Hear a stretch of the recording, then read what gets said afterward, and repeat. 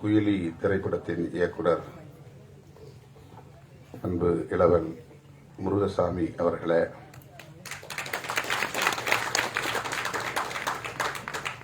இத்திரைப்படத்தின் தயாரிப்பாளர் BM Film international நிறுவனத்தின் உரிமையாளர் VV அருண்குமார் அவர்களே,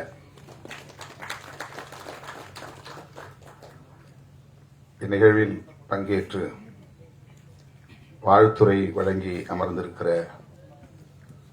மூத்த திரைக்கலைஞர், மதிப்பிற்குரிய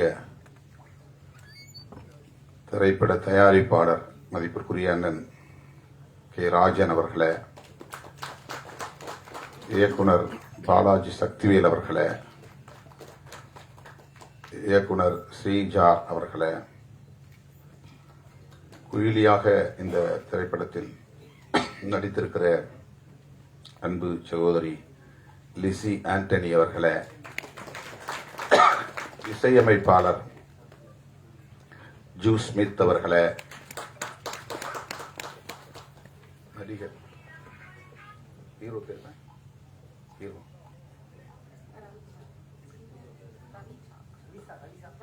ரவி சா அவர்களே மற்றும் மேடையில் அமர்ந்திருக்கிற படைப்பாளர்களே, திரைக்கலைஞர்களே,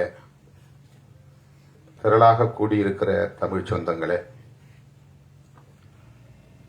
உங்கள் அனைவருக்கும் என்னுடைய பணிவார்ந்த வணக்கத்தை தெரிவித்துக் கொள்கிறேன்.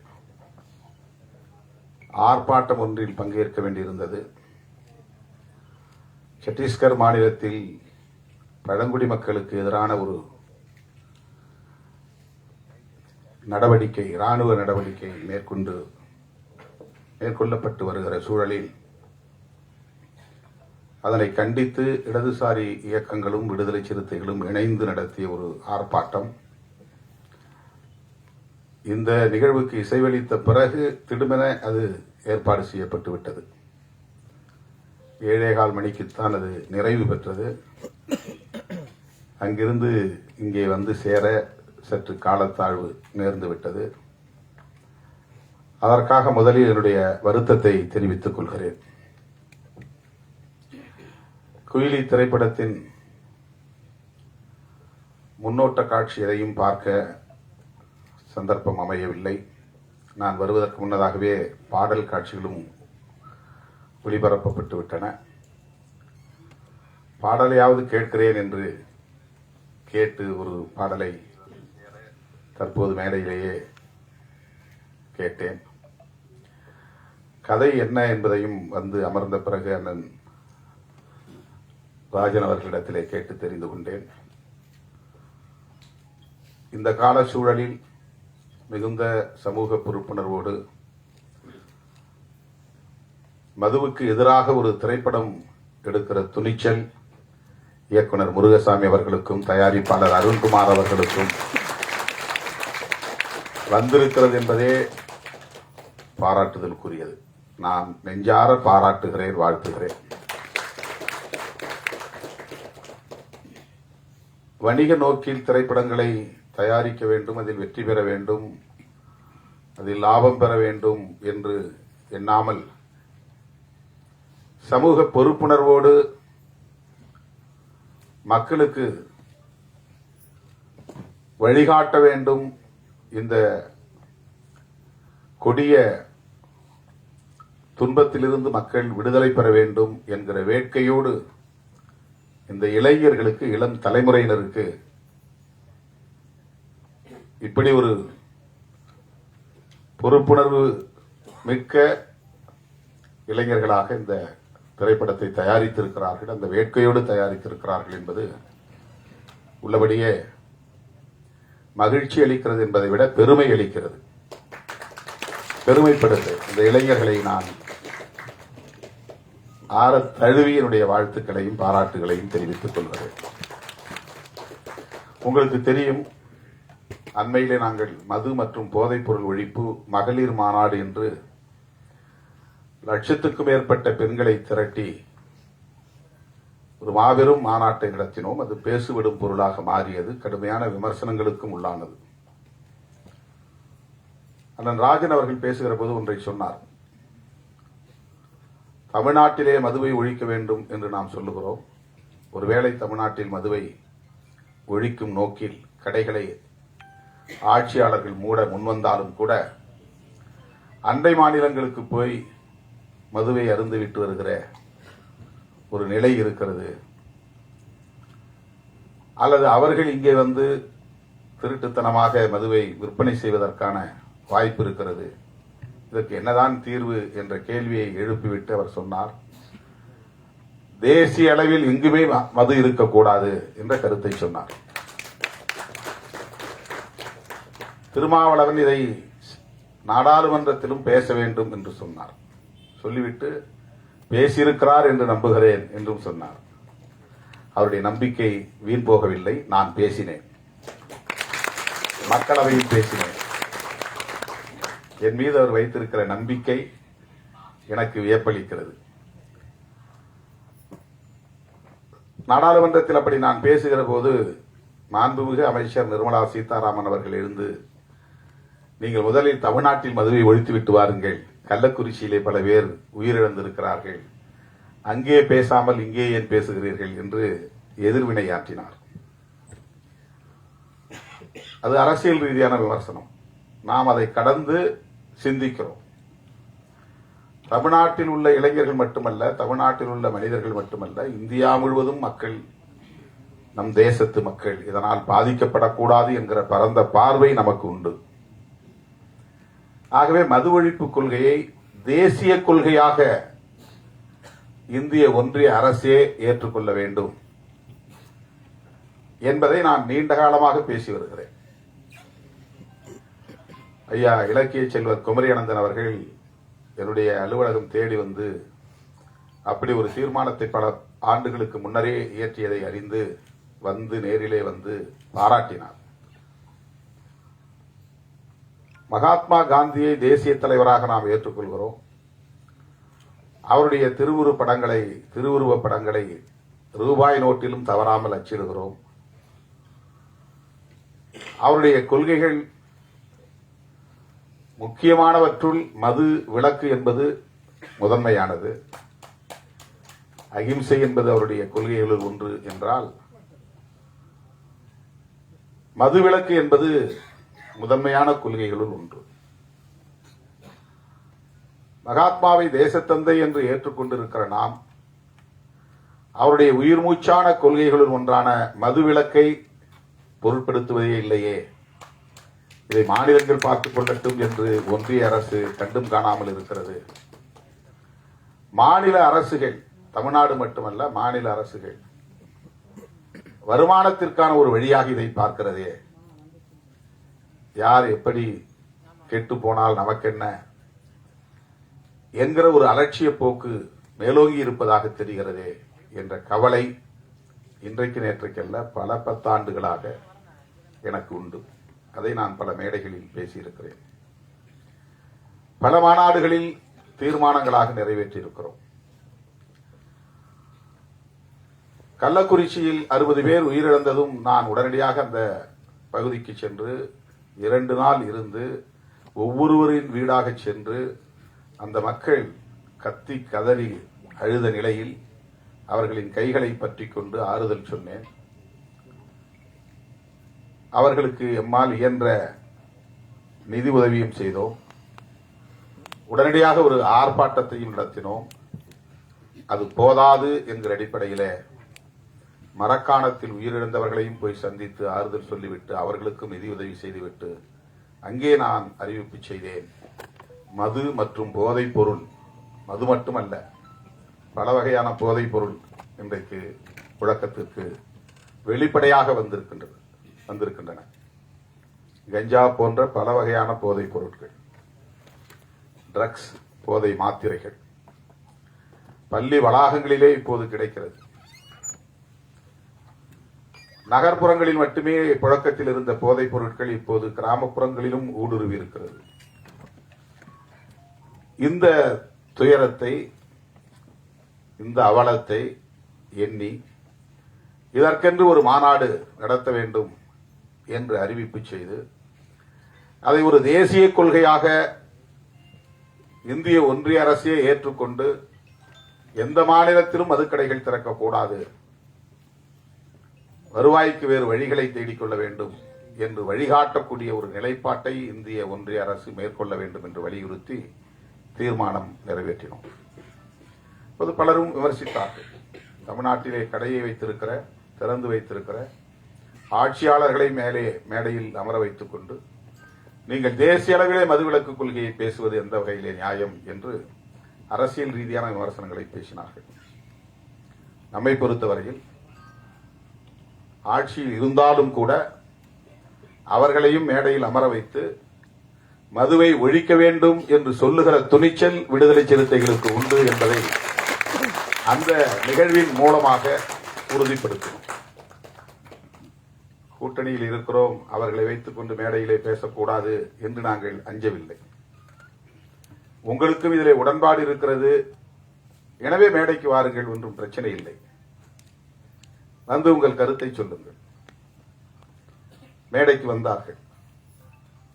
தேர்தல் வாக்குறுதியிலேயே மதுக்கடைகளை மூடுவோம் என்று திராவிட முன்னேற்ற கழகம் ஏற்கனவே அறிவித்திருக்கிற நிலையில் இந்த மாநாட்டிலும் பேச வேண்டும் என்று நாங்கள் அந்த கூட்டணி உறவை பயன்படுத்தி ஒரு அழுத்தம் கொடுத்தோம் என்பதுதான் உண்மை.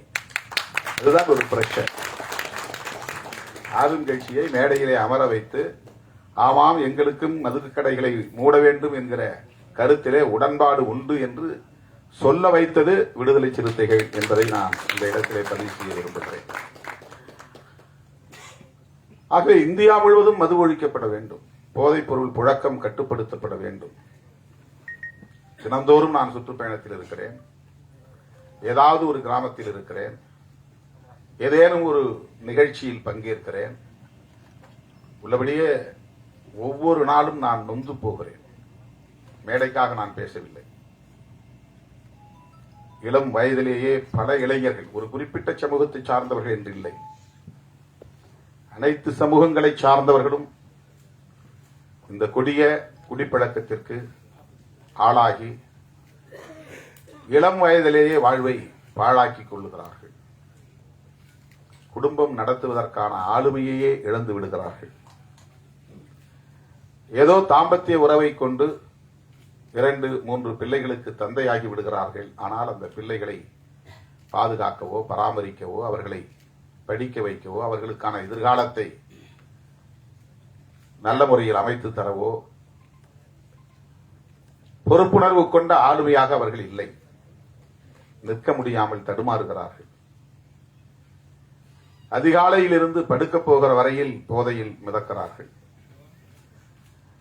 அவ்வளவு குடும்ப பாரத்தையும் மனைவி சுமக்கிறார். அது எவ்வளவு கொடிய துயரம் என்பதை நேரிலே பார்த்தால்தான், களத்திலே சந்தித்தால்தான் உணர முடியும். இந்த நாட்டை பீடித்திருக்கிற பேர் அவலங்களுள் இது ஒன்று. எத்தனையோ பல இளைஞர்கள் கல்வி பெற வேண்டிய வயதில், இல்லற வாழ்வை நுகர வேண்டிய வயதில் யாவற்றையும் பறிகொடுத்து சுய நினைவை இழந்து எந்த ஆளுமையும் இல்லாமல் சமூகத்தாலேயே புறக்கணிக்கக்கூடிய அளவுக்கு மாறிவிடுகிறார்கள். முதல் பாட்டு இந்த படத்திலே கேட்டேன். இந்த அவலங்கள் அனைத்தையும் அப்படியே வரிகளாக்கி இருக்கிறார்கள். இந்த பாடல் மிகவும்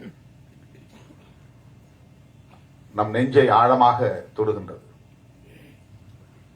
மிக மிக இன்றியமையாத ஒரு பாடல். எல்லா கிராமங்களிலும் கட்டாயமாக போட்டு காட்ட வேண்டிய ஒரு பாடல். எல்லோரும் தன்னுடைய அலைபேசியிலே வைத்திருக்க வேண்டிய ஒரு பாடல். விழிப்புணர்வை ஏற்படுத்தக்கூடிய ஒரு பாடல். அந்தோனிதாஸ் குரலில் பாடியிருக்கிறார் என்று கருதுகிறேன். இசையும் மிக சிறப்பாக வந்திருக்கிறது. வேட்டவளம் ராமமூர்த்தி பாடல் அவ்வளவு யதார்த்தமாக அந்த துயரங்களை, காட்சிப்படுத்தி இருக்கிறார்கள், வரிகளுக்குள் கொண்டு வந்திருக்கிறார்கள். தோழர்களே, நாம் ஒவ்வொருவருக்கும் இதிலே பொறுப்பு இருக்கிறது.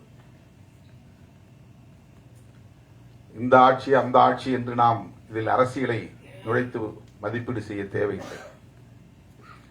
அண்ணன் ராஜன் அவர்கள் ஒன்றை என் காதோரம் வந்து ஆலோசனையாக சொன்னார். தம்பி, இந்த கடைகளை எல்லாம் மூடிவிட்டு மணல் குவாரி, கல் குவாரி போன்றவற்றை அரசாங்கமே எடுத்து நடத்தினால் இதில் வரக்கூடிய வருமானம் அதில் வராதா? இதையெல்லாம் நீங்கள் ஆட்சியாளர்களுக்கு சொல்லலாமே என்று சொன்னார். அவருக்கு எந்த அளவுக்கு இதிலே ஒரு பொறுப்பு இருக்கிறது என்பதை என்னால் உணர முடிகிறது.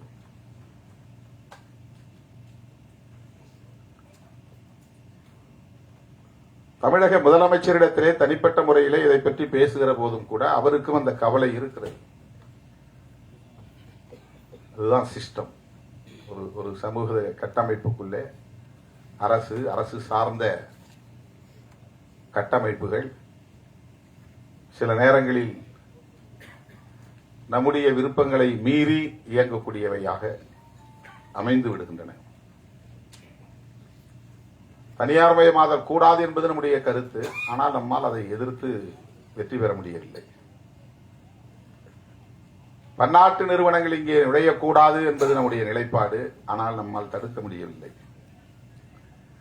அந்நிய முதலீடு இங்கே வரக்கூடாது, அதன் மூலம் அவர்கள் நமது வளங்களை சுரண்டக்கூடாது, லாபம் என்கிற பெயரில் கொள்ளையடிக்க கூடாது என்பது நம்முடைய ஆசை. ஆனால் அவற்றை நம்மால் தடுக்க முடியவில்லை. இப்போது கூட நாங்கள் போய்விட்டு வந்த அந்த ஆர்ப்பாட்டம் எதற்கு என்றால், அங்கே இருக்கிற பழங்குடி மக்கள் சத்தீஸ்கர் மாநிலத்தில் பன்னாட்டு நிறுவனங்கள் உள்ளே வரக்கூடாது, கனிம வளங்களை சுரண்டக்கூடாது என்று எதிர்த்து போராடுகிறார்கள். ஆனால் இந்த தேசத்தின் வளர்ச்சிக்கு அந்நிய முதலீடு தேவை, பன்னாட்டு நிறுவனங்களின் வளர்ச்சி தேவை என்று அரசு நம்புகிறது. இந்திய ஒன்றிய அரசு, அது அரசின் கொள்கை நிலைப்பாடாக இருக்கிறது. உலகம் முழுவதும் இன்றைக்கு எந்த நாட்டிலும் பன்னாட்டு நிறுவனங்களுக்கு தடை இல்லை. தேச வரம்புகள் அவர்களுக்கு ஒரு தடையாக அமைந்துவிடக் கூடாது என்பதற்காக உருவாக்கப்பட்ட ஒப்பந்தம் தான் காட் ஒப்பந்தம், GATT ஒப்பந்தம். அந்த ஒப்பந்தத்தில் கையெழுத்திட்ட நாடுகள் எல்லாம் தேச வரம்புகளை உடைத்து யாரும் இங்கே அந்நிய முதலீடு செய்யலாம், எங்கோ அமர்ந்து கொண்டு இங்கே தொழில் நடத்தலாம், அவன் இங்கே வர தேவையில்லை, நிலம் கையகப்படுத்த தேவையில்லை, இங்கே வந்து எந்த விதமான வேலைகளையும் செய்ய தேவையில்லை, அவனுடைய ஃபார்முலா போதும். இங்கே இருக்கிற நீரை அவன் எடுத்து நம்மிடத்திலேயே விற்பனை செய்கிறான், குடிநீர். அவனுக்கு அதிலே லாபம் போய் சேர்கிறது. அவன் ஒரு நாள் கூட இந்தியாவுக்கு வந்திருக்க மாட்டான். ஆனால் ஒவ்வொரு நாளும் கோடிக்கணக்கிலே அவனுக்கு லாபத்தில் பங்கு போய் கொண்டிருக்கிறது. குளிர்பானங்கள் அப்படி. எல்லா விதமான தொழில்களும் அவன் நாட்டில் செய்தால் அந்த கழிவை அவன் மண்ணில் போய் சேர்க்க வேண்டும். அதனால் மண் நஞ்சாகும், குடிநீர் நஞ்சாகும், காற்று நஞ்சாகும் என்று அஞ்சுகிறான். இந்தியா போன்ற மூன்றாவது உலக நாடுகளில் அவன் கழிவை கொட்டுகிற குப்பை தொட்டியாக மாற்றிக் கொண்டிருக்கிறான். அதற்கு உலகமயமாதல் கொள்கை வழிவகுத்திருக்கிறது. உலகமயமாதல், தாராளமயமாதல், தனியார்மயமாதல் என்கிற கொள்கைகளை 90களில் நாம் கடுமையாக எதிர்த்தோம். இப்போது பேசவே நாம் தயங்குகிறோம், பேசுவதே இல்லை. இறால் வளர்ப்பை கடுமையாக எதிர்த்தோம் ஒரு காலகட்டத்தில். இப்போது இறால் வளர்ப்பு மிக ஜோராக நடைபெற்றுக் கொண்டிருக்கிறது. நம்மால் எதிர்க்க முடியவில்லை.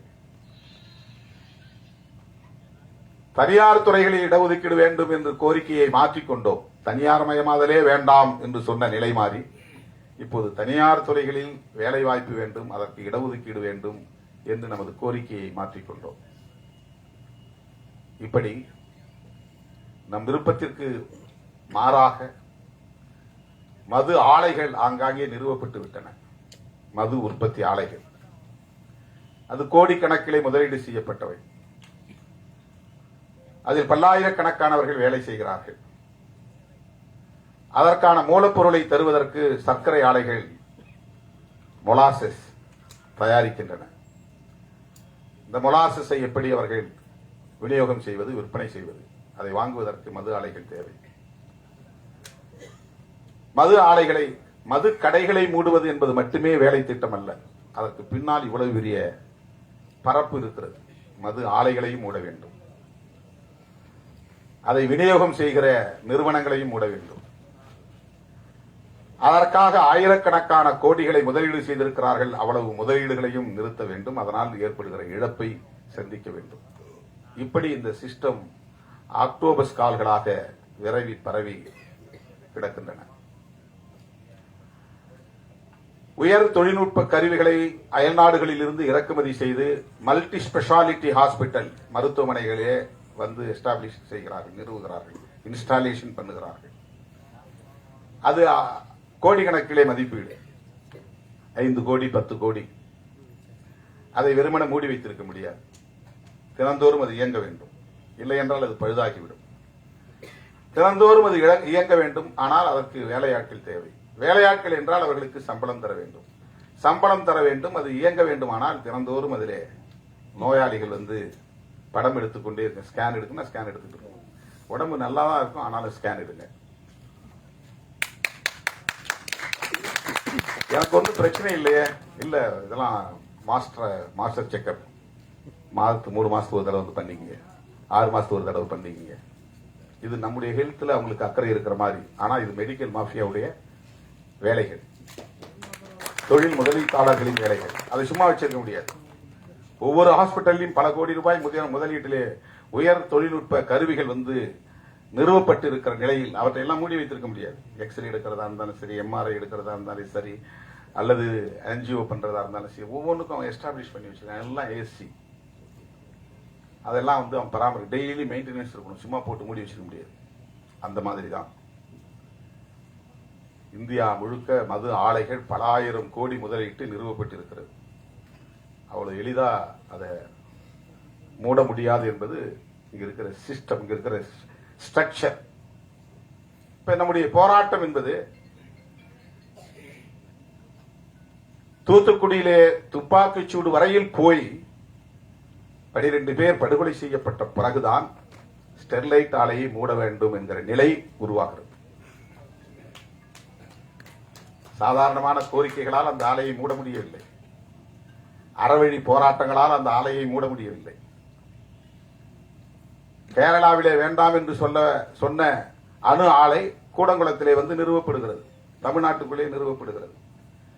நிறுவப்பட்ட நாளில் இருந்து, அதற்கான ஆணை பிறப்பிக்கப்பட்ட நாளில் இருந்து அந்த பகுதியில் மக்கள் போராடிக் கொண்டே இருக்கிறார்கள், எதிர்ப்பு தெரிவித்துக் கொண்டே இருக்கிறார்கள், துண்டறிக்கை கொடுத்துக் கொண்டே இருக்கிறார்கள், உண்ணாவிரத போராட்டம் நாள்தோறும் நடத்துகிறார்கள். 1.5 ஆண்டுகள் நடந்தன. ஒரு அங்குலம் கூட அதிலே நம்மால் முன்னேற முடியவில்லை. திட்டமிட்டவாறு கூடங்குளம் அணு உலை நிறுவப்பட்டது, அது இயங்குகிறது. அங்கே அணு கழிவுகள் வெளியேற்றப்பட்டுக் கொண்டே இருக்கின்றன. தோழர்களே, அப்படித்தான் இந்த மது ஒழிப்பும் கூட. விழிப்புணர்வு தேவை. பரந்துபட்ட அளவில் மக்களிடையே விழிப்புணர்வு தேவை. ஒரு இயக்கம் போதாது, ஒரு கட்சி போதாது, ஒரு தலைவர் போதாது.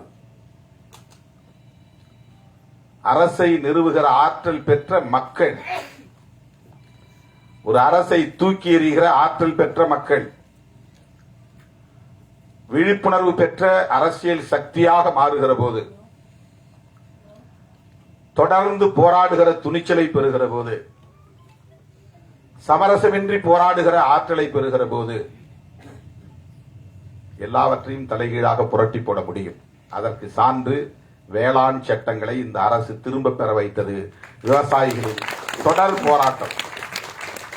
அது ஒரு கட்சி நடத்திய போராட்டம் அல்ல, ஒரு குறிப்பிட்ட தலைவன் நடத்திய போராட்டம் அல்ல. பஞ்சாப், ஹரியானா மாநிலங்களை சார்ந்த விவசாயிகள் குடும்பம் குடும்பமாக வண்டி கட்டி வந்து டெல்லிக்கு செல்லுகிற எல்லா பிரதான சாலைகளிலும், முதன்மை சாலைகளிலும் குறுக்கே மறித்து வண்டிகளை நிறுத்தி அங்கேயே படுத்து தூங்கி சமைத்து சாப்பிட்டு 1.25 ஆண்டுகள் தொடர்ந்து போராட்டம் நடத்தினார்கள். அந்த போராட்டம் ஆட்சியாளர்களால் கண்டுகொள்ளப்படவில்லை, அலட்சியப்படுத்தப்பட்டது. ஆனால் பஞ்சாப் மாநிலத்திற்கு தேர்தல் வந்தது. ஆட்சியாளர்களுக்கு கிளி பிடித்தது, வயிற்றில் புலி கரைத்தது. இந்த போராட்டத்தை கண்டுகொள்ளாமல் இருந்தால் நாம் மிக மோசமான தோல்வியை சந்திக்க நேரிடும் என்று நிறைவேற்றப்பட்ட சட்டங்களை, குடியரசுத் தலைவரால் அங்கீகரிக்கப்பட்ட சட்டங்களை திரும்ப பெற்றார்கள் என்பது வரலாறு. அது ஒரு புரட்சி. அப்படி ஒரு புரட்சி தேசிய அளவில் உருவாக வேண்டும். மதுவுக்கு எதிராக மது ஒழிப்பு என்கிற காந்திய கொள்கை தேசிய அளவில் பரவ வேண்டும். இன்றைக்கு மீண்டும் காந்தி நமக்கு தேவைப்படுகிறார். மதச்சார்பின்மைக்காகவும் தேவைப்படுகிறார், மது விலக்குக்காகவும் தேவைப்படுகிறார். மதத்தின் மீது நம்பிக்கை உள்ளவர். அந்த அடிப்படையிலே காந்தியடிகளோடு எமக்கு முரண்பாடுகள், கடுமையான முரண்பாடுகள் உண்டு. அவருக்கு முற்பிறவியின் மீது நம்பிக்கை உண்டு, அடுத்த பிறவியின் மீது நம்பிக்கை உண்டு. இந்த சாதிய கட்டமைப்பை இறைவனால் உருவாக்கப்பட்டதுதான் என்கிற நம்பிக்கை உண்டு. தீண்டாமை மட்டும் கூடாது என்று சொன்னார். அப்படி சொன்ன கருத்துக்களிலே நமக்கு முரண்பாடு உண்டு. ஆனால் உருவாக்கி இருக்கிற இந்த புதிய அரசு, வெள்ளையன் வெளியேறிய பிறகு நாம் உருவாக்கி இருக்கிற இந்த புதிய அரசு மதசார்பற்ற அரசாக இருக்க வேண்டும் என்பதிலே உறுதியாக இருந்தார். அதனால்தான் காந்தியடிகள் கொல்லப்பட்டார். அவர் இறை நம்பிக்கை உள்ளவர், கடவுள் மறுப்பாளர் அல்ல. பெரியாரை போல கடவுளை மறுத்து பேசியவர் அல்ல. அவர் மத நம்பிக்கையாளர். புரட்சியாளர் அம்பேத்கர் அவர்களைப் போல இந்து மதத்தை விமர்சித்தவர் அல்ல. அடுத்த பிறவியின் மீது நம்பிக்கை உள்ளவர், புராண திருவிளையாடல்களின் மீது நம்பிக்கை உள்ளவர். அப்படிப்பட்டவரையே படுகொலை செய்தார்கள் என்றால் அதற்கு காரணம் அவருடைய மதச்சார்பின்மை என்கிற கொள்கை நிலைப்பாடுதான். அதேபோல மதுவிலக்கு. இன்றைக்கு நாம் குயிலி திரைப்படம் எடுத்திருக்கிறோம் என்று சொன்னால், துணிந்து அதை திரைப்படமாக்கி மக்களிடத்திலே கொண்டு போய் சேர்க்க வேண்டும் என்று வந்திருக்கிறோம் என்றால், காந்தியடிகள் ஏற்படுத்திய தாக்கத்தின் விளைவு என்று இதை சொன்னால் யாரும் மறுக்க முடியாது.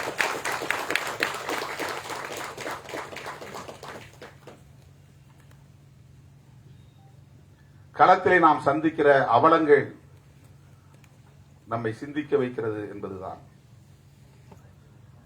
ஒவ்வொரு ஊரிலும் பிரச்சனைகளுக்கு காரணம், ஒவ்வொரு ஊரிலும் குறைந்தது 10 அல்லது 20 பேர் போதையில் இருக்கிறார்கள். சாதியின் பெயராலோ மதத்தின் பெயராலோ கலவரங்கள் மூடுவதற்கும் பெரிய வன்கொடுமைகள் வெடிப்பதற்கும் குடிப்பழக்கத்திற்கு, குடிபோதைக்கு ஆளாகக்கூடியவர்களும் ஒரு காரணமாக இருக்கிறார்கள் என்பதை நம்மால் பார்க்க முடிகிறது. 1,00,000 பேர் அமர்ந்திருக்கிற ஒரு அவையில் 100 பேர் குடிபோதையிலிருந்து குழப்பத்தை ஏற்படுத்தி விடுகிறார்கள். அந்த கட்டுப்பாட்டை சீர்குலைத்து விடுகிறார்கள். இது நாட்டுக்கு கேடு. படத்தின் முதல் பாடலே அதுதான், நாட்டுக்கு கேடு, வீட்டுக்கு கேடு, அதை விட்டு தொலைப்போம் என்கிற அந்த கருத்து. தோழர்களே, இதனால் என்ன நாம் சாதிக்கப் போகிறோம் என்று கருதாமல், இது என்ன பெரிய விளைவை ஏற்படுத்திவிடப் போகிறது என்று கருதாமல், இந்த விழிப்புணர்வை இன்னும் விரிவாக்கிக் கொண்டே போக வேண்டும். சில இளைஞர்களையாவது நாம் அந்த கொடுமைக்கு ஆளாகாமல் தடுக்க முடியும், அந்த துயரத்திற்கு ஆளாகாமல் தடுக்க முடியும். இளம் தலைமுறையினரை பாதுகாக்க முடியும். ஏற்கனவே பாதிக்கப்பட்டவர்களை மீட்க வேண்டும் என்பது ஒரு புறம், புதிதாக இளைஞர்கள் அதிலே பாதிப்புக்கு உள்ளாகிவிடாமல் தடுக்க வேண்டும் என்பது இன்னொரு புறம். ஒவ்வொரு மருத்துவமனையிலும் டி அடிக்ஷன் சென்டர் இருக்க வேண்டும், இந்த மதுக்கடைகளை மூடுகிற வரையில். இது என்னுடைய கோரிக்கை. முதலமைச்சருக்கு நேரிலே போய் நான் சொன்னேன். எங்கேயாவது தேட வேண்டியிருக்கு. ஒரு ஸ்டேட்டுக்கு 2-3 தான் இருக்கு டி அடிக்ஷன் சென்டர். கவுன்சிலிங் இல்ல. எல்லா மருத்துவமனையிலும் கவுன்சிலிங் இருக்கணும். மருத்துவமனைகளில் உளவியல் சார்ந்த அறிவுரைகளை தருவதற்கு, விழிப்புணர்வை தருவதற்கு சிறப்பு பயிற்சி பெற்ற மருத்துவர்களை நியமிக்க வேண்டும். எல்லா நோய்களுக்கும் அடிப்படையாக இருப்பது உளவியல் சிக்கல்கள் தான். நம்முடைய உணவு பழக்கம் என்பதை விட, நம்முடைய உறக்க பழக்கம் என்பதை விட, இவற்றால் ஏற்படுகிற உளவியல் சிக்கல்கள் தான் மன அழுத்தத்திற்கு காரணமாகி நோய் எதிர்ப்பு சக்தியை குறைக்கிறது. மன அழுத்தம் பெருக பெருக இம்யூனிட்டி என்பது குறைந்துவிடும். மன அழுத்தம் பெருக பெருக பயம் என்பது ஆக்கிரமிக்கும். பயம்தான் எதிர்ப்பு சக்திக்கு எதிரியே. எந்த ஆன்டிபயாட்டிக்கு ரெஸ்பாண்ட் பண்ணாது. இம்யூனிட்டி போயிருச்சுன்னா உடம்புல எதிர்ப்பு சக்தி இருக்கிற வரையிலும் தான் antibiotic, anti viral, anti fungal இந்த மருந்தெல்லாம் வேலை செய்யும். எதிர்ப்பு சக்தி இல்லைன்னா மருந்தே வேலை செய்யாது. மருந்து ரெஸ்பாண்ட் பண்ணணும்னா கூட நம்ம பாடிக்குள்ள இம்யூனிட்டி இருக்கணும். இம்யூனிட்டி இருக்கணும்னு சொன்னா நமக்கு பயம் வரக்கூடாது. எந்த பயமும் வரக்கூடாது. பயம் வரக்கூடாதுன்னா மன அழுத்தம் வரக்கூடாது. மன அழுத்தம் வரக்கூடாதுன்னா இது போன்ற துயரங்கள் சமூகத்தில் நிலவக்கூடாது. ஏன்னா அவனுக்கு என்ன ஆகுன்னா, ஒரு பக்கம் அடிக்ஷன் ஆயிடுவான், இன்னொரு பக்கம் சமூகம் அவனை புறக்கணிக்கிறது. அது அவனை ஒரே நேரத்தில் 2 தாக்குதல். இதுல இருந்து அவனால மீள முடியல. இன்னொரு புறம் பெண்டாட்டியும் அவளை மதிக்கல, பிள்ளைகளும் அவங்கள மதிக்கல, சமூகமும் மதிக்கல. இந்த நிராகரிப்பு, அவமதிப்பு அவனை அறியாமலேயே அவனுக்குள் ஒரு அழுத்தமாக அது மாறுகிறது. இப்படி ஒரு தனி மனிதனை அது பாதிக்க செய்கிறது என்று நாம் கருதக்கூடாது. இது ஒரு சமூகத்தையே பாதிக்க செய்கிறது. எனவே மது மற்றும் போதைப் பொருள் கட்டுப்படுத்தப்பட வேண்டும். பிறகு முற்றாக ஒழிக்கப்பட வேண்டும். பிற நாடுகளில் இல்லையா? அண்ணன் சொன்னாங்க, இப்ப பெண்களும் குடிக்க ஆரம்பிச்சிட்டாங்க.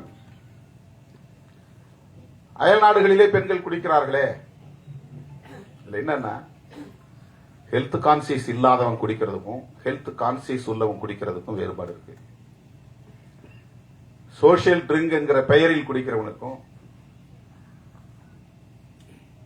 குடி இல்லையே என்னால் இருக்க முடியாது என்கிற அளவுக்கு குடிக்கிறவனுக்கும் வேறுபாடு இருக்கிறது. ஏதோ மாதத்துல 1 நாள் அல்லது 2 நாள் அல்லது வாரத்தில் 1 நாள் என்று ஒருவன் குடிப்பதை கூட தன் கட்டுப்பாட்டுக்குள்ளே வைத்திருக்க முடியும் என்றால் அவனுக்கு ஏற்கனவே ஒரு விழிப்புணர்வு இருக்கிறது என்று பொருள். மதுக்கடைகளை திறந்து வைப்பதன் மூலம் அது ஒரு சோசியல் பிஹேவியராக மாறுகிறது. சமூகம் இப்ப அது ஒரு குற்ற உணர்வே இல்லை. முன்ன யாராவது பார்த்தா அவன் குடிகாரம் பாருன்னா அவனுக்கு ஒரு கூச்சமா இருக்கும். ஊர்ல 1-2 பேர் தான் இருக்கும். இப்ப ஊர்ல 40 பேர் 50 பேர், அதனால யாருக்கும் எந்த குற்ற உணர்வும் கிடையாது. அது சாதாரணமாகிவிட்டது. பிள்ளைகளையே போய் வாங்கி வர சொல்றாங்க அப்பா அம்மாவும் சேர்ந்து குடிக்கிறாங்க. அது நியாயப்படுத்தப்படுகிறது. அவங்க செய்யற வேலைப்பா, உடம்பு வலி, அதனால குடிச்சிட்டு படுக்கிறான். இதை சில பேர் நியாயப்படுத்துகிறார்கள். உள்ளபடி இது பெரிய அவலம், சகித்துக் கொள்ள முடியாத பேரவலம். ஒரு சமூகத்தையே முடமாக்குகிற ஒரு பேரவலம், ஒரு தேசத்தையே வீழ்த்துகிற பேரவலம். எல்லா இலவசங்களையும் நிறுத்திவிட்டு கல்வியை மட்டும் இலவசமாக தர முன்வருகிற ஒரு அரசு, அதன் மூலம் ஒரு விழிப்புணர்வை ஏற்படுத்துகிற அரசு, இது போன்ற அவலங்களையும் ஒரு முடிவுக்கு கொண்டு வரும்.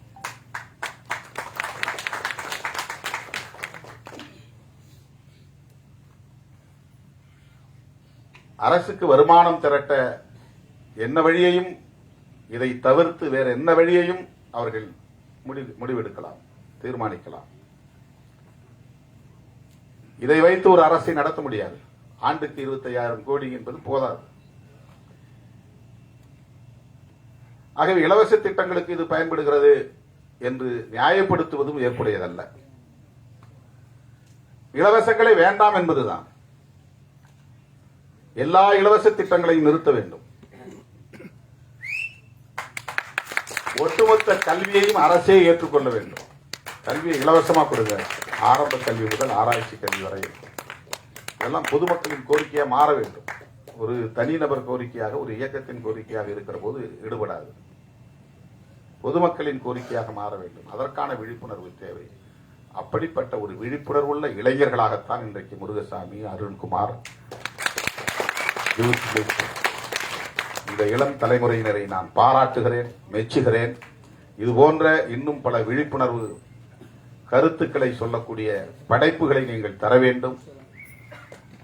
இந்த சமூகம் உங்களை தூக்கி கொண்டாடும் என்பதை சொல்லி இந்த வாய்ப்புக்கு நன்றி கூறி முடிக்கிறேன். நன்றி.